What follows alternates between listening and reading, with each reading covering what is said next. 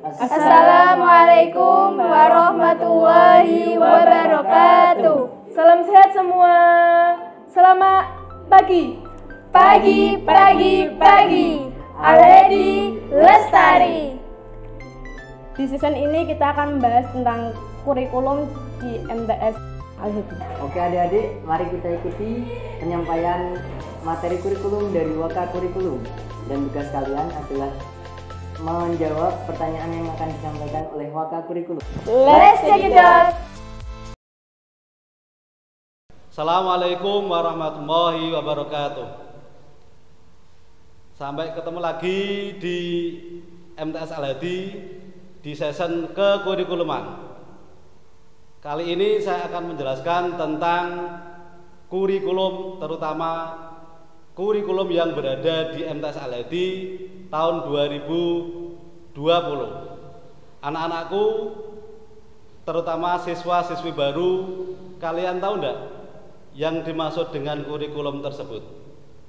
Istilah kurikulum diartikan sebagai jumlah mata pelajaran yang harus ditempuh oleh seorang siswa dari awal sampai akhir program pelajaran untuk memperoleh penghargaan, yaitu berbentuk ijazah.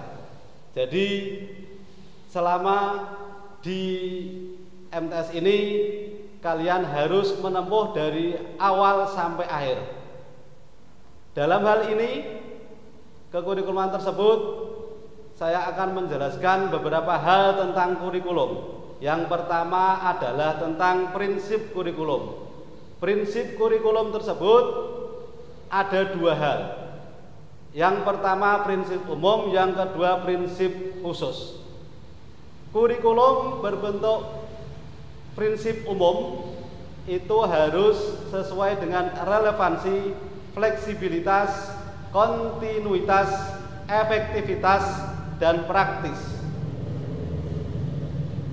Kemudian fleksibilitas harus sesuai dengan kesatuan dalam kebijakan dan keberagaman dalam pelaksanaan. Kemudian kurikulum tersebut secara kontinuitas atau kontinu harus terpenuhi dalam kompetensi atau keahlian.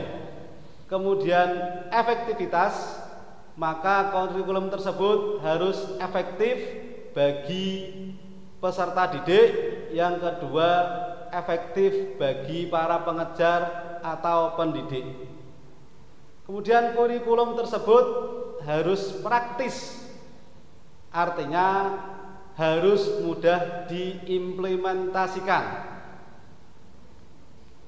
Kemudian beberapa hal yang berkaitan dengan perkembangan kurikulum di Indonesia.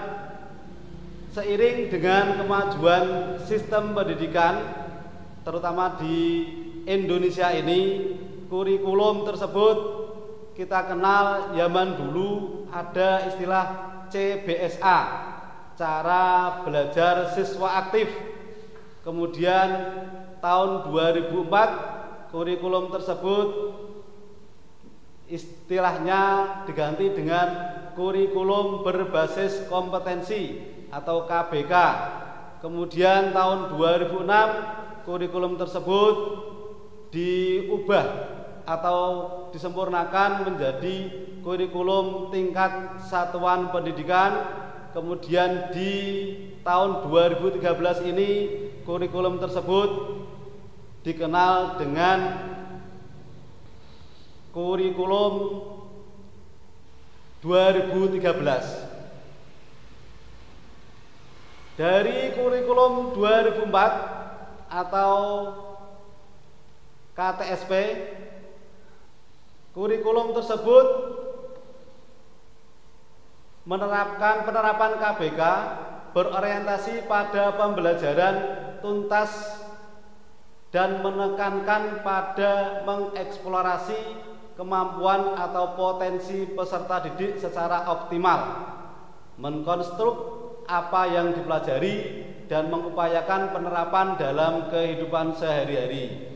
Itu kurikulum 2004. Kemudian kurikulum 2006 yang sering disebut dengan kurikulum tingkat satuan pendidikan, terdiri dari tujuan pendidikan tingkat satuan pendidikan, struktur dan muatan kurikulum tingkat satuan pendidikan, kalender pendidikan, dan silabus.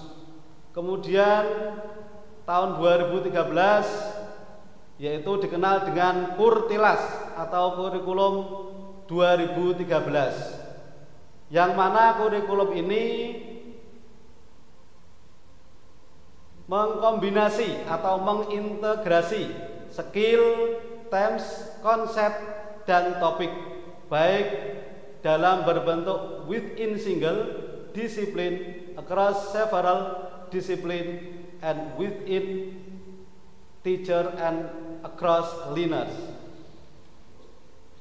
Kemudian fungsi umum kurikulum.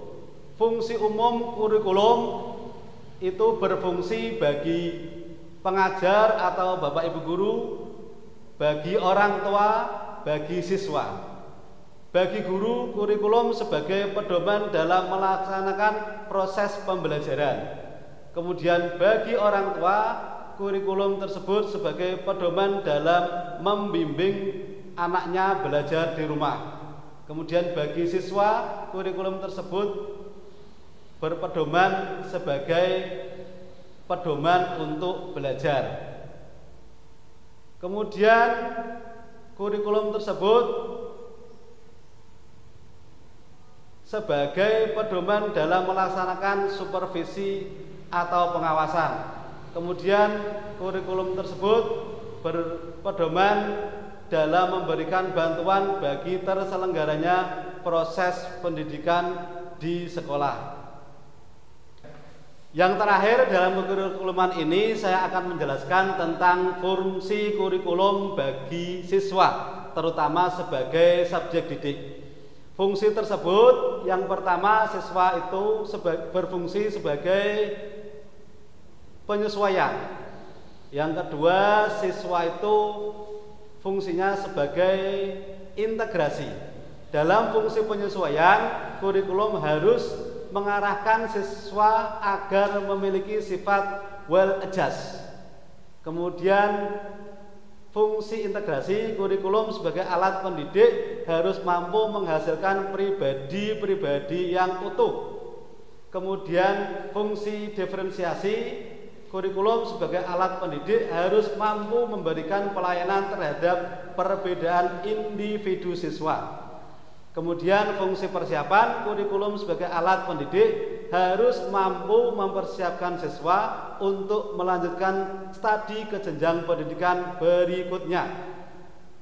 Kemudian fungsi sebagai pemilihan, kurikulum harus mampu memberikan kesempatan bagi siswa untuk memilih program belajar yang sesuai dengan kemampuan dan minatnya. Yang terakhir, fungsi kurikulum sebagai diagnostik adalah kurikulum harus mampu membantu dan mengarahkan siswa untuk memahami dan menerima kekuatan dan kelemahan yang dimilikinya.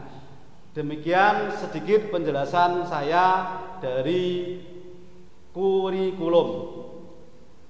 Selamat bergabung di MTS Al-Hadi.